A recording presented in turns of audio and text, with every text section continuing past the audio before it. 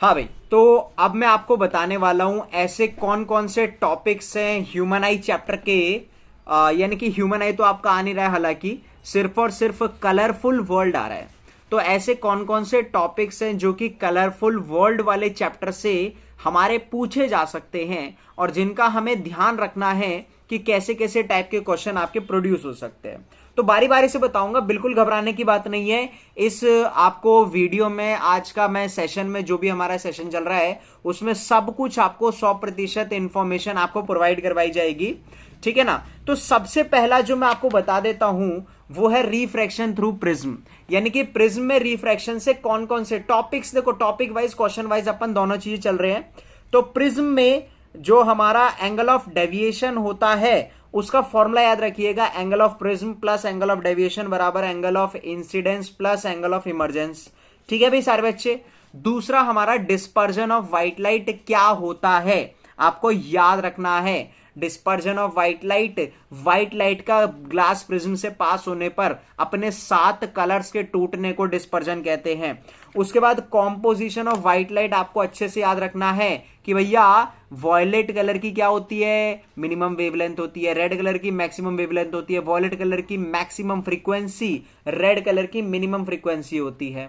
उसके बाद spectrum, visible spectrum अगर आप नहीं भी इतना ज्यादा ध्यान देते तो कोई दिक्कत वाली बात नहीं है, क्योंकि इस टॉपिक से क्वेश्चन बनने की पॉसिबिलिटी कम बन रही है, ठीक है ना। डिस्पर्जन का कारण क्या होता है, कॉज ऑफ डिस्पर्जन से क्वेश्चन बन सकता है। तो इसका मात्र केवल और केवल एक ही आंसर है इस क्वेश्चन का, याद रखिएगा कि डिस्पर्जन का कारण होता है उस मीडियम का रिफ्रैक्टिव इंडेक्स। बस, कोई भी लाइट डिस्पर्स की होती है उस मीडियम के रिफ्रैक्टिव इंडेक्स की वजह से, कि एयर और वैक्यूम को छोड़ के बाकी सब मीडियम। समझ आ गया, refractive index of that medium, यही आंसर है। कुछ इसके अलावा उल्टी सुल्टे नहीं है, दिमाग लगा लो, बुद्धि लगा लो, वही आंसर है आपका बस। उसके बाद रिकॉम्बिनेशन ऑफ स्पेक्ट्रम से क्वेश्चन बनने के चांसेस बहुत बहुत बहुत बहुत कम है। उसके बाद अगला टॉपिक जो आता है आपका रेनबो आता है। रेनबो में क्वेश्चन बनता है कि रेनबो की कंडीशन क्या है भाई। तो रेनबो का क्वेश्चन बनता है what is the essential condition for rainbow to happen.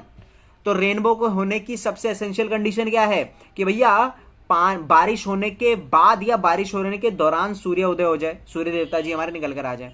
दूसरी कंडीशन ये है कि हमारी पीठ जो है वो सूर्य देवता की तरफ हो, मतलब मेरे पीछे सूर्य देवता जी हो। ये दोनों एसेंशियल कंडीशन है रेनबो के होने की गाइस।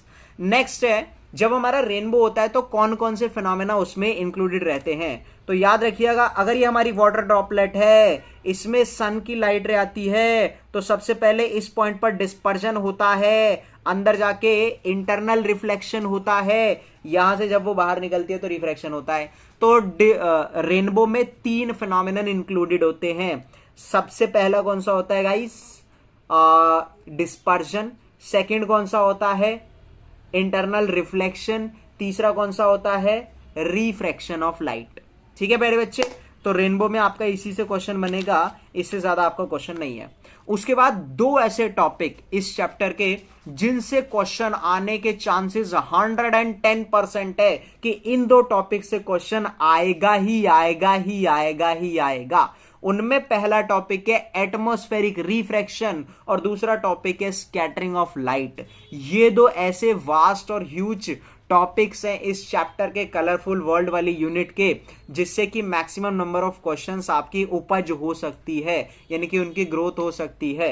तो एटमॉस्फेरिक रिफ्रैक्शन क्या होता है, लाइट रे का बैंड होना जब वो हमारे अर्थ के एटमॉस्फेयर से पास होती है, बस इतना होता है। उसके बाद एटमॉस्फेरिक रिफ्रैक्शन में कुछ एप्लीकेशंस इसकी इंक्लूडेड होती है। सबसे पहली होती है कि सनराइज होने से पहले हमें दिखाई दे जाता है और सनसेट होने से बाद तक हमें दिखाई देता रहता है। कितने बाद तक, कितने पहले, 2 मिनट पहले दिख जाता है, 2 मिनट बाद तक दिखता रहता है। क्वेश्चन पूछ लिया जाता है एक दिन का ड्यूरेशन कितना बढ़ जाता है इन नाटकों की वजह से, तो 2 और 2 टोटल 4 मिनट्स इंक्रीज हो जाता है, 4 मिनट बढ़ जाता है। तो इस बात का ध्यान रखिएगा। सेकंड क्वेश्चन आप लोगों से पूछ लिया जाता है कि सन जो है चपटा, ओवल, अंडाकार नजर आता है सूर्य उदय, सनराइज और सनसेट के टाइम पर, परंतु वो सर्कुलर नजर आता है दोपहर 12 बजे के टाइम पर।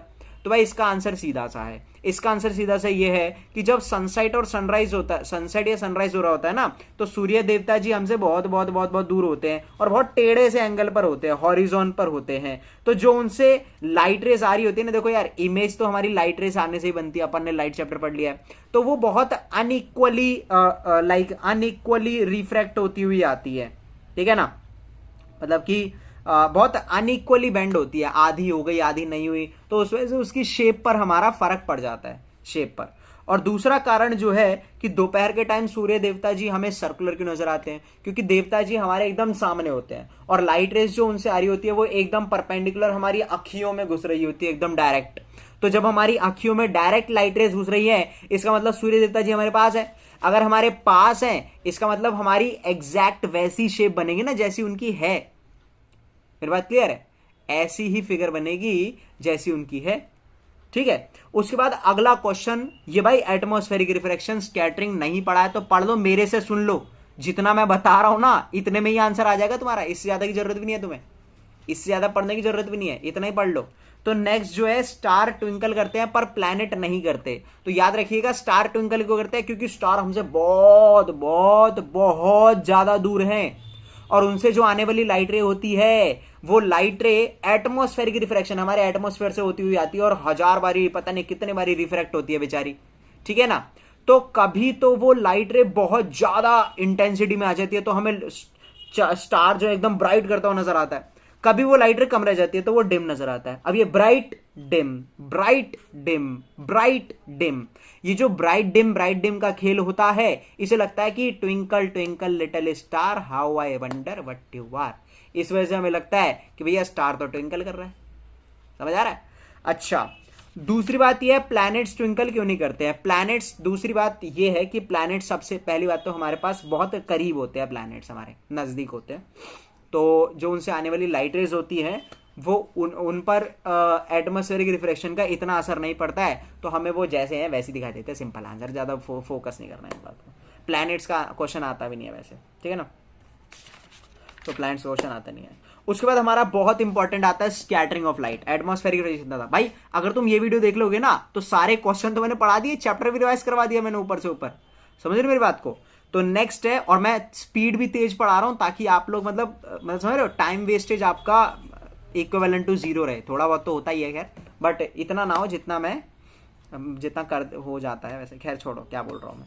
तो हम आते हैं स्कैटरिंग ऑफ लाइट पर। तो स्कैटरिंग ऑफ लाइट होता है कोई भी लाइट रे आ रही होती है तो जो हमारे एटमॉस्फेयर में छोटे छोटे छोटे छोटे पार्टिकल प्रेजेंट होते हैं ना, उनसे टकराकर फैल जाती है या तो लाइट रे के फैलने को कहते हैं स्कैटरिंग ऑफ लाइट, समझ आ रहा है। और इससे क्वेश्चन आपका बनेगा बनेगा बनेगा बनेगा, लिख के ले लो, क्वेश्चन बनेगा। क्यों? क्योंकि इसके अंदर फिनोमेनन इतने मस्त मस्त इंक्लूडेड है। टिंडल इफेक्ट इसके अंदर, जो हमारा आसमान नीले रंग का दिखाई देता है वो इसके अंदर, सनराइज सनसेट पर सूर्य देवता जी लाल रंग के क्यों नजर आते हैं वो इसके अंदर, समझ आ रहे मेरी बात। और जो बादल होते हैं वो सफेद कलर के क्यों होते हैं वो इसके अंदर, और जो हमारी लाइट रेड लाइट्स होती हैं वो डेंजर सिग्नल से रेड कलर की होते हैं वो इसके अंदर। सारे टॉपिक तो इसी के अंदर है, इसके अंदर और एटमॉस्फेरिक रिफ्रैक्शन के अंदर बहुत बहुत बहुत बहुत बहुत इंपॉर्टेंट टॉपिक्स हैं, समझा करो मेरी बात को। तो भाई ध्यान दीजिए, मैं बताता हूँ स्कैटरिंग ऑफ लाइट आपको बता दिया है। तो स्कैटरिंग ऑफ लाइट में रेले एक्सपेरिमेंट है, हालांकि उसको आपको ध्यान नहीं रखना है, ज्यादा आपको फोकस नहीं लगाना है। रेले जो है अपन एनसीईआरटी में है नहीं तो आपको इतना पढ़ने की जरूरत नहीं है, बट रेले ने ये कहा था कि अगर अगर अगर अगर जो स्कैटरर है जिससे लाइट रे टकराने वाली है उसका साइज लाइट की वेवलेंथ से बहुत बहुत बहुत बहुत कम है तो ब्लू कलर सबसे ज्यादा स्कैटर हो जाएगी, बूम। ध्यान से सुनो मेरी बात को। और दूसरी बात ये कही थी, अगर उस स्कैटरर का साइज बहुत बहुत बहुत बहुत बड़ा है लाने वाली लाइट की वेवलेंथ के, तो सारी लाइट्स बराबर स्कैटर हो जाएंगी और वो हमें व्हाइट लाइट नजर आएगी। अब जिसको ये बात समझ नहीं आई है वो सुन लो, जिसको ये बात समझ नहीं आई है वो सीधा सीधा ये याद रख लो कि जब लाइट रे बहुत ज्यादा दूर से आती है तो ब्लू कलर स्कैटर होता है, ठीक है ना, और जब बहुत ज्यादा पास से लाइट आती है तो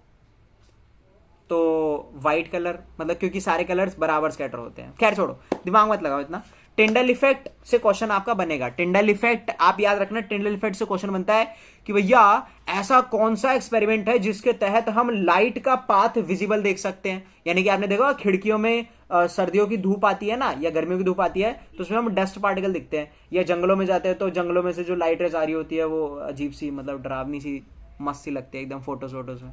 तो आप लोगों को याद रखना है टिंडल इफेक्ट सबसे बेस्ट एग्जांपल है स्कैटरिंग ऑफ लाइट का। इससे क्वेश्चन बनेगा बनेगा बनेगा बनेगा। अगला है कलर जो है, क्लियर स्काई का कलर नीले रंग का क्यों होता है? क्योंकि जब सनलाइट रे आ रही होती है ना, तो स्काई में हमारे बहुत बहुत सारे टिनी टिनी पार्टिकल्स होते हैं जिनसे लाइट रे टकरा कर फैल जाती है। और ब्लू कलर की क्योंकि वेवलेंथ सबसे कम होती है तो वो सबसे ज्यादा स्कैटर होती है। इसका आंसर होता है ब्लू कलर सबसे ज्यादा स्कैटर होता है, इसलिए ब्लू कलर का स्काई दिखाई देता है। खत्म बात, ज्यादा दिमाग नहीं लगाना तुम लोगों को, ठीक है भाई सारे बच्चे, इससे ज्यादा दिमाग नहीं लगाना बिल्कुल भी। एक क्वेश्चन आ जाता है, अगर हमारे धरती के आसपास एटमॉस्फेयर ही ना हो तो क्या होगा? अगर हमारे धरती के आसपास एटमॉस्फेयर नहीं होगा तो आप लोग याद रखिएगा हमें सब कुछ काला काला काला काला काला काला नजर आएगा, क्योंकि स्कैटर ही नहीं होगा तो कोई रंग ही नहीं दिखाई देगा हमको। ठीक है भाई सारे बच्चे, ठीक है। अच्छा, एक और क्वेश्चन बनता है इस टॉपिक से, जो एरोप्लेन पर या जो एस्ट्रोनॉट्स होते हैं उन्हें अर्थ का एटमॉस्फेयर काला काला क्यों नजर आता है? क्योंकि भाई स्कैटरिंग नहीं है ना, एटमॉस्फेयर ही नहीं है बीच में present. Simple answer. Next question, बादल हमारे सफेद कलर के क्यों दिखाई देते हैं? क्योंकि बादल हमारे बहुत कम हाइट पर होते हैं, तो कम हाइट पर होते हैं तो वहां पर सारी लाइट बराबर स्कैटर कर जाती है। बस सारी लाइट बराबर स्कैटर कर जाती है, और बराबर स्कैटर करती हैं तो सारी लाइट एक साथ विबगी और हमें व्हाइट लाइट नजर आता है। सिंपल आंसर, ज्यादा बुद्धि नहीं लगानी। अगला, last but not the least, Surya देवता जी लाल कलर के क्यों नजर आते हैं सूर्य उदय और सूर्यास्त के समय? तो इसका कारण होता है क्योंकि सूर्य देवता जी हमसे बहुत ज्यादा दूर होते हैं। क्योंकि सूर्य देवता जी हमसे बहुत ज्यादा दूर होते हैं। अब दूर होते हैं तो दिक्कत क्या होती है, जो ब्लू कलर होता है उसकी वेवलेंथ बहुत कम होती है, तो वो बेचारी बीच में खत्म हो जाती है। अब रेड कलर की वेवलेंथ सबसे ज्यादा होती है, सबसे ज्यादा दूरी जो तय कर सकता है वो लाल रंग होता है, तो इस वजह से लाल रंग हमारी आंखों को पहुंच जाता है और हमें लगता है सूर्य देवता जी लाल लाल नजर आ रहे हैं।